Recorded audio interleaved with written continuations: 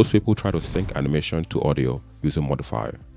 But what if we didn't need audio at all? In this video, I will show you how to sync animation perfectly to sound using nothing but timing and expressions. No plugins, no complicated setups. If you've tried using audio in Fusion, you probably noticed it's hard to control, it's not always accurate, and sometimes it just doesn't work the way you want it.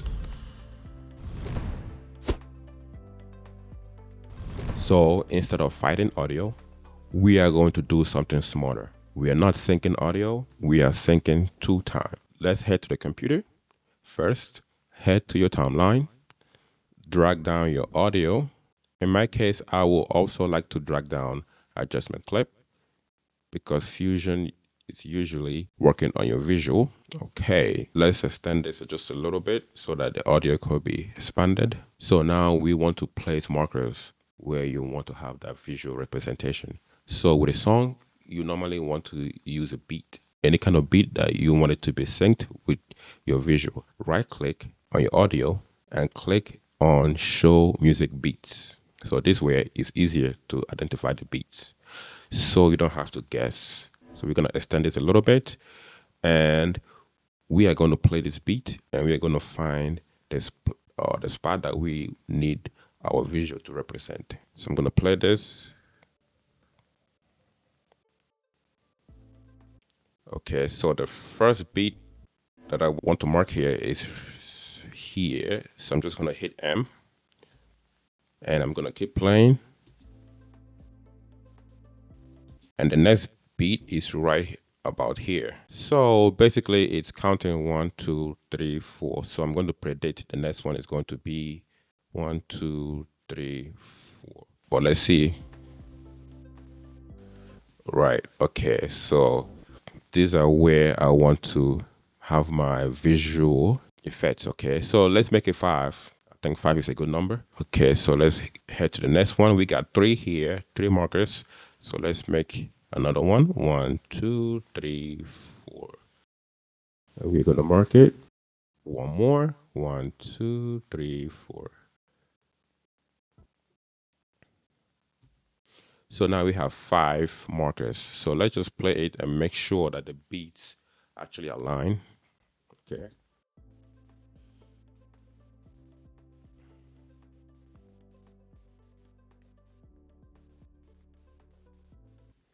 Okay. So now we got what we want. Let us now head to Fusion. So the reason why we mark this is because when we head to Fusion, when we go to keyframes, let's extend this, we are going to see those markers and they are right here. Okay. Okay, so we can reduce the length here, also reduce the length here. That's a preference at this point. Okay. So these markers represent the key moment. Okay.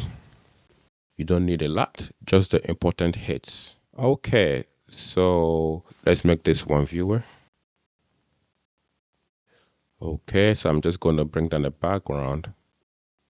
Okay, and I'm going to remove the colors, also the alpha as well. I'm going to bring down an image here. Let us use the DaVinci logo, for example. Okay, so we're going to put it here. It's right at the center. And we are going to write our expressions on transform. Okay, so this transform should not be here, it should be here.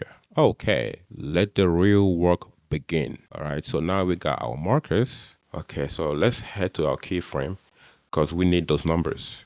So we're gonna put the first marker. Okay, the first one is at 100.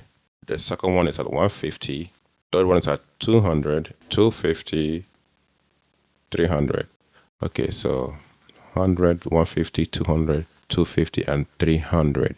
Okay, so those are the important numbers. Keep those in mind. And for example, we are going to use a scale. So we're going to make the scale the movement that matches a beat. So I've already written some expression formulas and we are going to head to our text pad. So we're not going to use this here.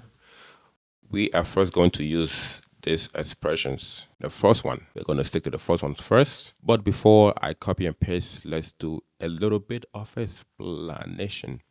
Okay, if you remember, the first marker was at 100, frame 100. If you noticed, I have 1 plus. Now, the 1 is the base number, because if you head back to transform, the default number is 1. Okay, so that's the base number. Then plus, that's the movement, plus the movement. All right, so now I have if. And ABS, you know what that means? It gives you an absolute number when you use the ABS.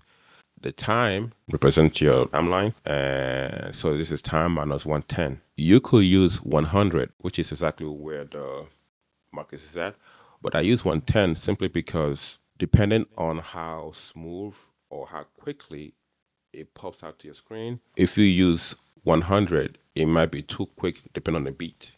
That's why I use 110. And also, as you can see over here, this less than 10, this indicate how long the pause lasts. Okay, so that's also exactly why I added 10 here. If I had a really small number, I will simply put frame 100.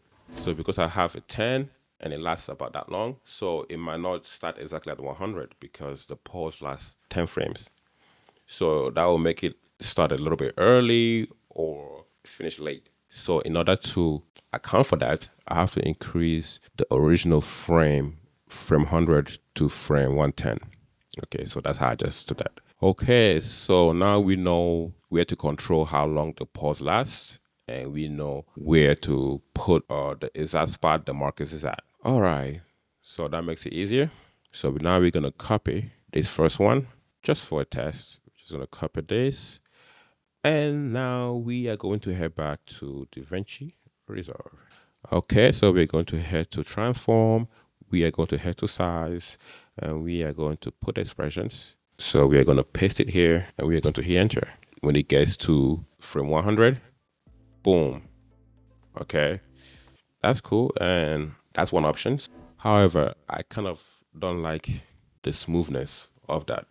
So we're going to write another one that is a little bit more smoother than that one. But before I get to that one, because I had 5 markers, let's just do the 5 markers and see how it looks like with all 5. So I'm just going to head back to my notepad. So we basically did the same thing with all the markers. Okay, so the first one was 100. I added 10 to account for how long it's going to last. Okay, so I just added 10 to all of them.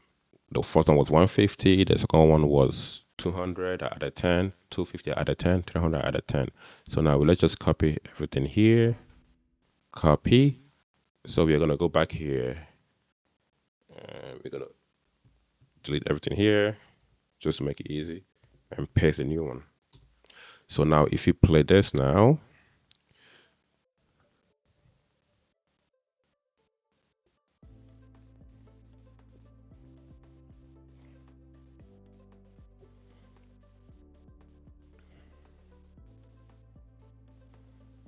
okay. All right, but now we know how that works. So we are going to write a different expression that makes it look a little bit smoother. All right, so we're just going to head back to our text pad. Okay, so this is kind of similar as well. The ABS and time over here is the same as over here. Okay, so the 105 over here is simply because it's frame 100, and I added 5 frames to account for how long the pause lasts. All right, so I only added 5 frames to it. Okay, so similar thing over here is different timing, so I cannot use the same time. So I added 5 frames. So this is 105, this is 155, 205, 255, 305. All right, so I just added 5 frames to them.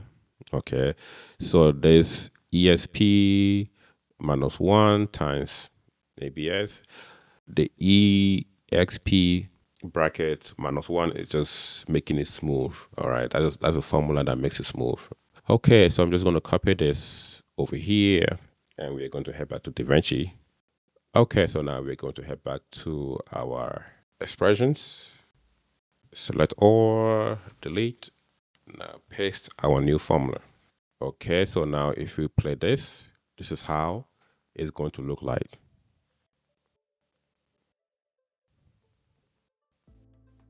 See?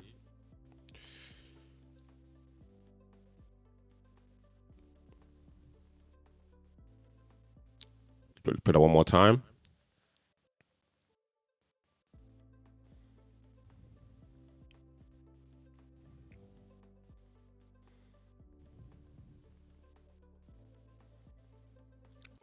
Right on beat. Okay. So why is this better? This gives you full control, precise timing, and no dependency on audio tools. Once you understand this, you don't need to rely on your audio to drive your animation. You just need timing and simple expressions. With that being said, I've come to the end of this video. If you like what you see, don't forget to hit that like button, subscribe for more videos, and I will catch you on the next one.